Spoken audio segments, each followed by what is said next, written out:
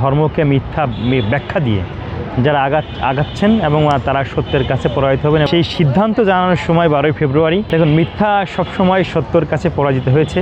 বাংলাদেশের মানুষ জেনে শুনে বুঝে মানুষকে ভোট দেবে। মিথ্যা কোনো কথায়, মিথ্যা কোনো আশ্বাসে, মিথ্যা কোনো বিষয়ের উপর তারা কিন্তু সিদ্ধান্ত নেবে না।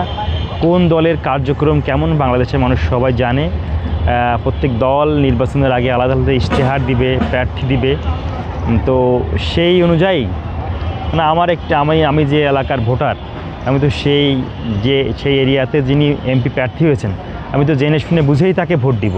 বা বাংলাদেশের কোন দল ক্ষমতায় আসলে মানুষের ভাগ্য উন্নয়নে কাজ করবে, বাংলাদেশের নাগরিকত্ব জেনে শুনে ভোট দিবে। এবং কোথায় আমরা মনে করি যে সেই সিদ্ধান্ত জানানোর সময় 12ই ফেব্রুয়ারি বাংলাদেশের মানুষ যে সিদ্ধান্ত জানাবে জেনে শুনে বুঝে, এবং যে দলকে ভোট দিবে তারাই ক্ষমতায় আসবে। আগে থেকে যারা প্রপাগান্ডা ছড়াচ্ছেন, আমি মনে করি এটা ঠিক হচ্ছে না। এবং বাংলাদেশের মানুষের মতামত নেওয়ার জন্য বা ভোটের যে রায় নেওয়ার জন্য আমাদের 12ই ফেব্রুয়ারি সেই দিন পর্যন্ত এবং রেজাল্ট ঘোষণা করা পর্যন্ত অপেক্ষা করতে হবে, আমরা সেটা মনে করি। দেখুন, মিথ্যা সবসময় সত্যর কাছে পরাজিত হয়েছে, সত্য সবসময় জয়লাভ করেছে। আমরা মনে করি যারা মিথ্যা আশ্বাস দিয়ে, মিথ্যা প্রপাগান্ডা দিয়ে, ধর্মকে মিথ্যা ব্যাখ্যা দিয়ে যারা আগাচ্ছেন এবং তারা সত্যের কাছে পরাজিত হবেন। টানা তৃতীয়বার অর্জন করেছে দেশের সেরা সুপার ব্র্যান্ড স্বীকৃতি বসুন্ধরা টিস্যু, এবং বাংলাদেশের মানুষ ভোট দিয়েই সেটা প্রমাণ করবে।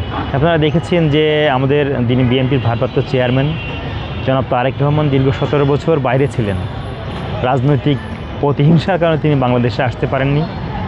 বাংলাদেশে আসার পরে 300 ফিটে উনি 17 মিনিটের অধিক যে বক্তব্য দিয়েছেন, সেই বক্তব্যে যাদের কারণে তিনি বাইরে ছিলেন, যে রাজনৈতিক প্রতিহিংসার কারণে তিনি বাইরে ছিলেন, তার বক্তব্য উনি কখনো প্রতিহিংসা ছড়াননি, উনি বিদ্বেষ ছড়াননি। উনি সকলকে নিয়ে সুন্দর বাংলাদেশ বিনির্মাণ করার যে প্রতিশ্রুতি দিয়েছেন, আমরা মনে করি সেই প্রতিশ্রুতি বাস্তবায়ন করার জন্য মাঠে বিএনপির পক্ষে এক পজিটিভ আবহাওয়া অলরেডি তৈরি হয়েছে।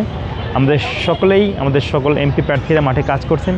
আমরা মনে করি বাংলাদেশের জনগণ বাংলাদেশিদের পক্ষে থাকবে, বাংলাদেশি জাতীয়তাবাদের পক্ষে থাকবে। আর এই বাংলাদেশি জাতীয়তাবাদের প্রবর্তকই কিন্তু ছিলেন শহীদ প্রেসিডেন্ট জিয়াউর রহমান, এবং তার উত্তরসূরি ছিলেন দেশনেত্রী বেগম খালেদা জিয়া। শহীদ প্রেসিডেন্ট জিয়াউর রহমান এবং বেগম খালেদা জিয়ার জ্যেষ্ঠপুত্র তারেক রহমান সেই ঝান্ডা এখন ধরে আছেন। আমরা মনে করি বাংলাদেশের জনগণ বাংলাদেশিদের পক্ষে থাকবে, বাংলাদেশের পক্ষে থাকবে।